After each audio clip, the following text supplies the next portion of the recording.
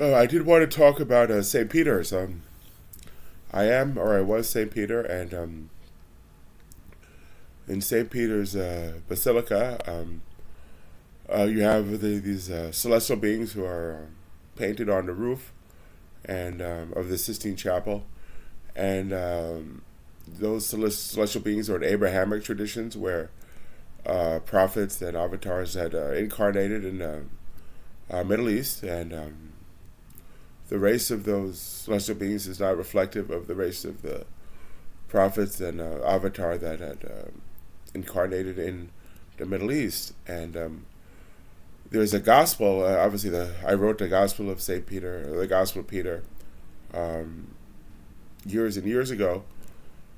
So there is a link between Scripture and those celestial beings whose race does not reflect the race of the prophets and avatar that incarnated in the Middle East. That is,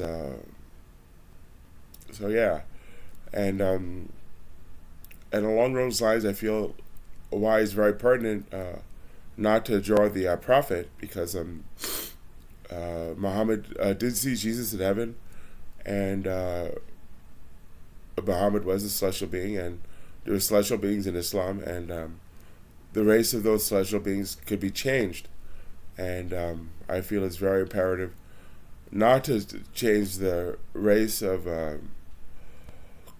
celestial beings when a religion is founded in one race, when a god or a prophet incarnate in one race, and not to change the race of those angels that and deities that exist in those religions to another race. So they changed the race of Sri Buddha and made Lord Vishnu an Asian, and I feel for that reason Buddhism doesn't exist in India, but it does exist in Sri Lanka and Nepal, for the reason that when I ruled India, I removed them because I wanted a pure and are in India.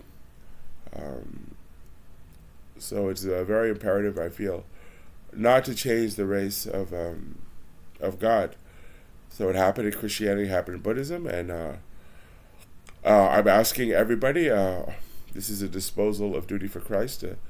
Please worship Jesus in his true form, and always the Jesus you worship, keep in mind that it's the Jesus that Muhammad saw in heaven. And as far as Buddha goes, to also worship Sri Buddha's true form, and me at 350 with my eyes really sort of showing the impact of taking a lot of psych meds, with my hair disheveled, with my shirt off to show what had happened to me, is the true form of Buddha in some sense. Like, you can't say it's not.